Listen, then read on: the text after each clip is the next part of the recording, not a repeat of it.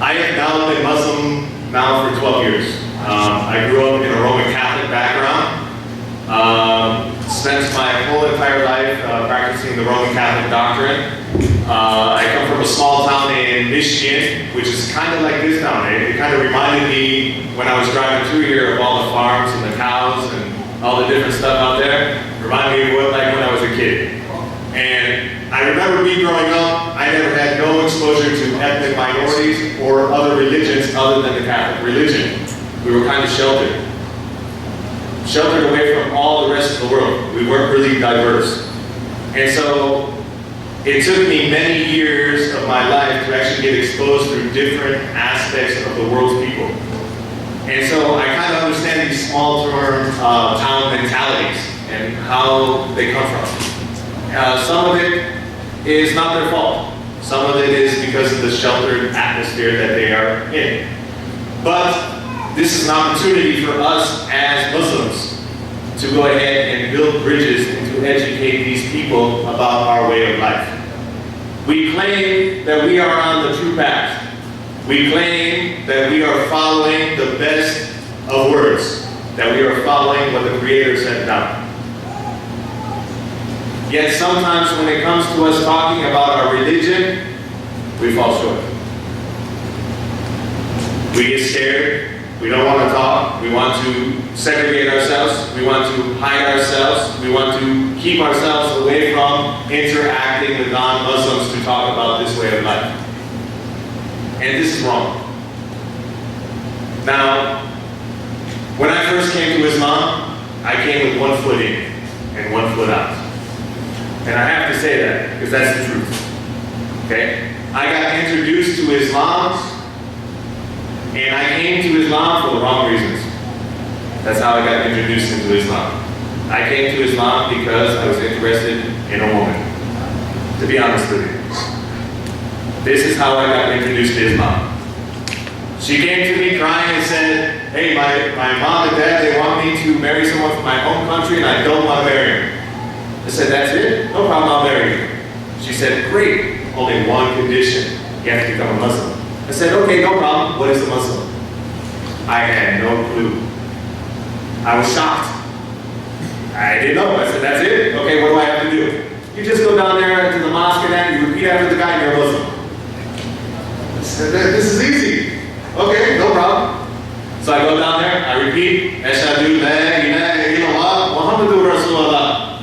I had no idea actually what it meant, but I repeated it after and I was a Muslim. Now, Islam didn't come into here because this was just with my lips. Okay? I repeated after somebody that I didn't understand what it meant and it did not sink into here. There was no iman in it. There was no basis behind it. So, I continued doing all the bad things in this society. Drinking, going to clubs, all of the things that Americans do. Okay? But I was a Muslim. I professed my faith. Right? Right? I became a Muslim. Well, I started to read the Quran. I picked up the Quran and I started reading it. And ayat after ayat started telling me that everything I was doing was wrong. I said, SubhanAllah, something's got to change. I got to change this. So I went to my new wife and I said, hey, listen, it says that we're not supposed to drink alcohol here. She says, well, now you're going to become strict. Okay, we started to have fights then, right? Hey, you're supposed to be wearing hijab. Hey, what's going on here? Anyhow, never to say the less, we ended up parting ways. I like to say that we were at a crossroads. I was heading towards Islam and she was heading away from Islam. And that's unfortunately what this environment can do to Muslims. It's very dangerous. And in fact, certain parts of this environment are very toxic, not only for Muslim children, but also for non-Muslim children. And they'll agree to this. There are certain things that trap their own kids in this. So we have to educate each other about this. So I started to get serious about the Diin. I started to study about Islam and I started to sit under different people and I started to learn more about my religion. And I kept coming back to one ayat in the Quran that is stated over and over and over again in one surah. And And every time I heard that ayat, I would cry. Which of the favors of your Lord are you going to deny? Which of the favors of your Lord are you going to deny? And every time that I looked at it, I said, hey, today I didn't have to, keep my heart beating. I didn't have to worry about me breathing. I didn't have to worry about holding up the sun or the moon. I didn't have to worry about any of these things that we take for granted every single day. I didn't have to worry about getting my food for the day, my water to drink. I look at some of the countries that go through famine, and they're dying for food and water, and then I look here at people with their bellies hanging over top of them, burping and belching out there, hilal, ari, okay, in the middle of salah. SubhanAllah.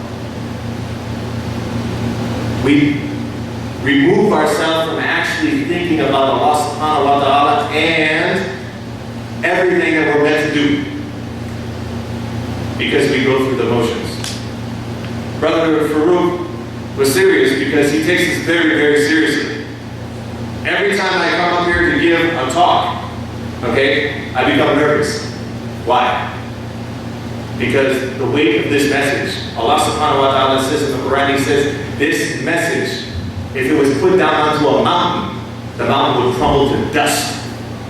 It would evaporate. But mankind was foolish enough to undertake it. Every single thing that was created in this earth submits to Allah subhanahu wa ta'ala, except for human beings. Human beings are the only ones that sit there with their free will and their minds and sit there and choose to disobey Allah subhanahu wa ta'ala. Only thing. And so, when we, as reverts, okay, coming to Islam, Allah subhanahu wa ta'ala says to Yahya, take this book with strength. Many of the reverts, you see them, they're very strict when it comes to Islam and the practices of Islam. Because they see the parts that you are giving up, they can cause damage. Because we're coming from shirk, we're coming from disbelief. We're coming from worshiping idols, worshiping people, and then we're coming to guidance. And that's a very powerful thing. If you took a picture of me 10 years ago, SubhanAllah, I think about who I was 10 years ago, and I'm telling you, I cry. When I think about who I was before Islam and who I am now after Islam, I cry. Because I was nobody. In fact, I was worse than nobody. Allah subhanahu wa ta'ala says they're worse than cattle. Even the cattle are better. There was no guidance, there was no nothing. I followed whatever my nafs told me. Whatever my desire said. If I wanted it, I took it. And I chased it. And this caused a lot of diseases to come into the qalb, into the heart. And it took me many, many years to get rid of all of that stuff. Lots of tawbah, lots of repentance, lots of crying to Allah subhanahu wa ta'ala when no one else was there. So when He's talking about khushu, about humility, we know what humility is. Because we've been in situations where we had to face up to that humility.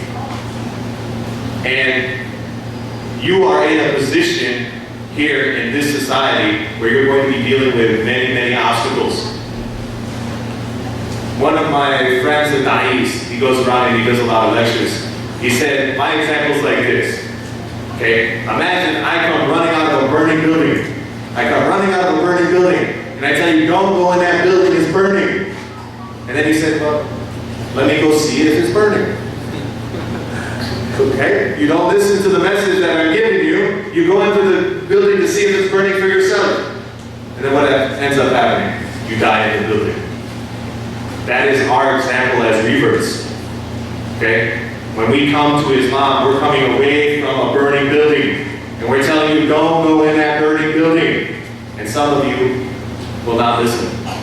Some of you are going to follow your own path. And inshallah, may Allah Ta'ala guide you back to the path, because some of you are going to choose to go down that path. And that's the part of the story I am in Islam. Now I do a lot of stuff. I go educate a lot of the school districts about Islam. I do a lot of talks at different messages about Islam and about the beauty of Islam. Do a lot of dawah efforts. Work with a lot of the youth at in prison here in the state of Minnesota. We go up there every Friday, give them Juma Kupas, trying to teach them about Iman, trying to rebuild them back to be good Muslims in society. And this is very important. A lot of times we have a cultural thing where we go ahead and lead people from Islam instead of helping them back to the path. This is not dawah. This is not how we do dawah. There are going to be people that leave this path and we have to call them back to the path, inshallah. So that's where I'm at and how I came into Islam and where I'm at today, inshallah.